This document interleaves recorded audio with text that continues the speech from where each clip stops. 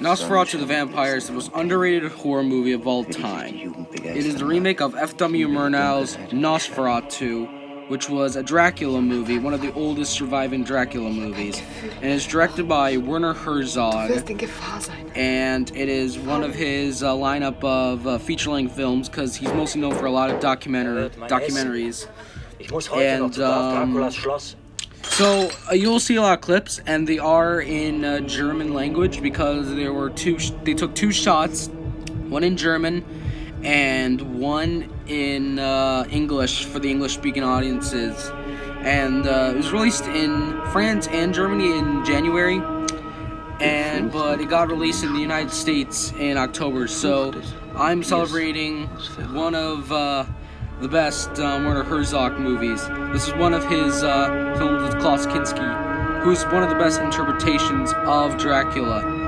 So yeah, sit back and watch my review of Nosferatu the Vampyre, the best Bram Stoker adaptation of all time. So if you know the story about the original Nosferatu, was that F.W. Murnau couldn't get the rights from Bram Stoker's widow to make a Dracula movie, so basically he kind of made the same story, but he changes the characters' names, and he added a bubonic plague that Dracula causes.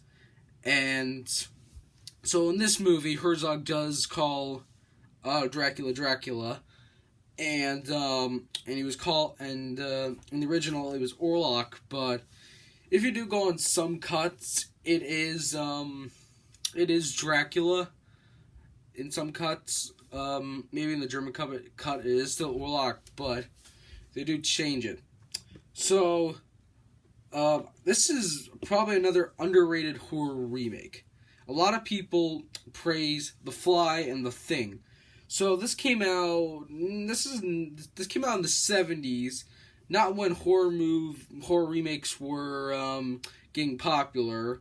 It came out like I'd say 2 or 3 years till John Carpenter's The Thing, and I think the only horror remake, one of the only popular horror remakes that came out was the Body Snatchers remake, and so it was kind of ahead of its time at that point, and even remakes, they weren't a big thing, because at that point there was a lot of new horror characters that were coming out at that time, like, Jaws, Mike Myers, Leatherface, and but what it does right is that it is still kind of scary.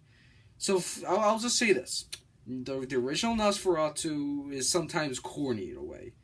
Like, some of the scenes are just not. Some of them are not scary. The scene where he's still going and walking in the doorway, it's still pretty creepy, but some of it does not hold up today. It's like when he's putting the coffins away, I don't know, it's just not a good effect, and like there's like a lot of stuff where everything comes so quick. For a silent film, it's I give it a pass. I just don't think it holds up today.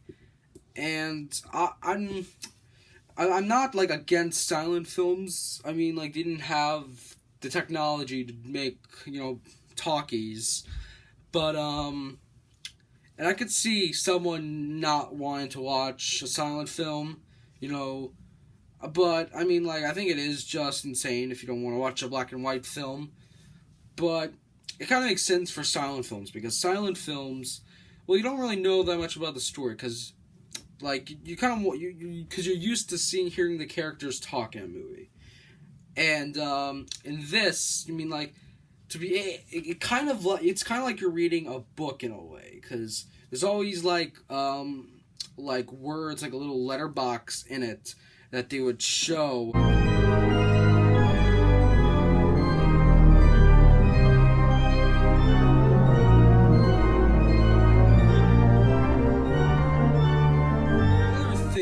In Nosferatu, the original, that I think does kind of, I didn't like, is that there's always music playing in the background. That's why it is better if you mute it at sometimes, because there's always music playing, and it's like non-stop So I don't know how it was played back when it was first released in theaters, or if it was. I don't know. I think it was, and I think it just got released in Germany. But there's always just music playing, and it's just kind of annoying. That's why it's better just listening to mute. But in this, they use music when it's kind of very necessary and appropriate. But when you don't need it, then it's a good balance in this movie, and it makes it even creepier. So that's another. So I'm not saying the original is bad, but I just think this movie, the remake, just improves on it better, and I mean, I don't know. I don't think they still have not topped how they did the hallway scene, but I just think, for instance, a scene that they improved on was the scene at the dinner table.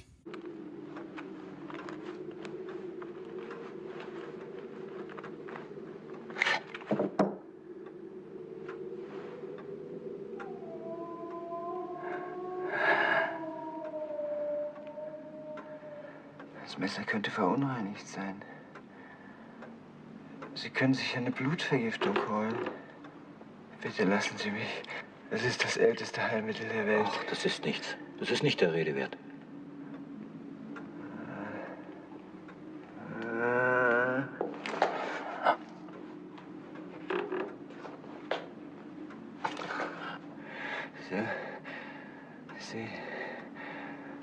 Sie verstehen, ich will nur Ihr Bestes.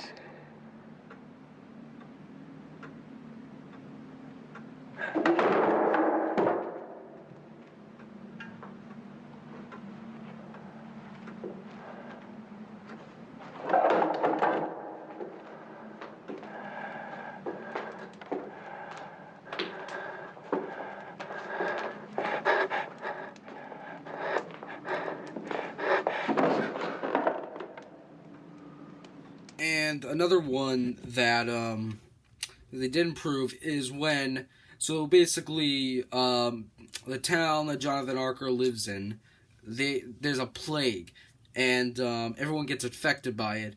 And again, about basically they speed it up a bit, and that's the part that I thought is corny, and they improve on that one more and it's a really gothic and disturbing scene.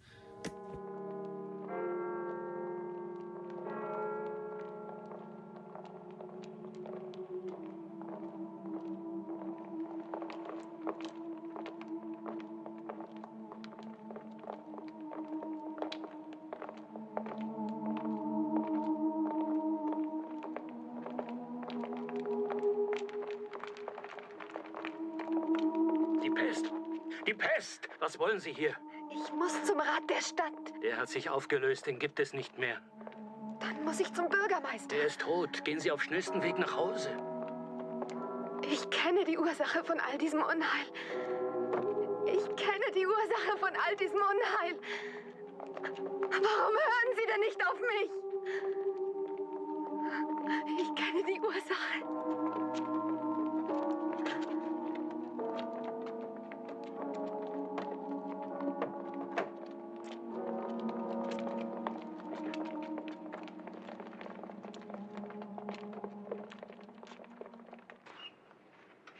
Also, what it does as a remake, it's that it actually does something different that a lot of remakes should take from. Take the same structure, but you can add something different to it, a different ending, a different twist to it. And that's what this movie does. So, spoiler, the movie kind of ends on possibilities for a sequel. And in a way, it did. It was called Nosferatu in Venice. It had Christopher Plummer in it. This is made in the early 80s, late 80s. It was before Klaus Kinski passed away.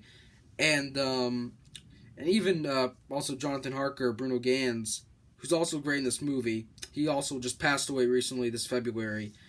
And so what happens is that they put this part where basically Dracula does bite Jonathan, and then he becomes a vampire at the end. It gives a lot of possibilities for sequels. but I don't really think the sequel Nosferatu in Venice actually does take place after it. Even Dracula, he doesn't look like how he did in this one. So, what should a lot of horror movies, not just horror remakes, a lot of horror movies take from this movie?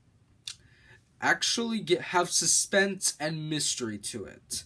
There's a lot of suspense to what's building up to Dracula, with an amazing score, which is probably the best horror score ever, and the most underrated, because that's what this movie is. It's underrated, and actually give the audience think of what is Dracula's backstory, because Dracula does not have, we don't know his backstory, and he's this alone creature who just never dies and just walks at night and lives in a castle, instead of just giving him a tragic backstory like what Francis Ford Coppola did in Bram Stoker's Dracula.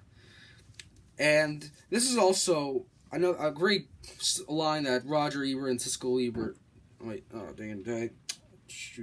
that Siskel and Ebert said. 2. Nosferatu is a great movie to look at, a great movie to listen to, and Klaus Kinski makes a convincing Dracula. He's haunted, he's brilliant, he's doomed, he's pathetic, and he's savage when he's cornered. But Nosferatu isn't a movie for creature feature fans. We ought to make that point. It's too slow, too serious, and never really scary enough for that audience. So sorry, go to another movie. This one has elegant beauty and a solemnity that's really very touching. Horror filmmakers, take some notes. Actually make the audience think about tension and mystery. Give them the feeling of that something happened and that we don't know we just don't know what happened. Make your audience actually question and give it a good atmosphere. I think this is the last movie to actually give gothic horror. Maybe Bram Stoker's Dracula was the last one, but this is the last one to do it, I think, correctly. So, yes. The movie turns 40 years old, and definitely celebrate it if you're a Dracula fan. And if you like Bela Lugosi or Christopher Lee, definitely check Shrek and Kinski out. So yeah, there you go. Definitely check it out. I give it a 9 out of 10. So, thank you for watching. Please subscribe, leave a comment. What's your favorite horror movie? So, and have a happy Halloween.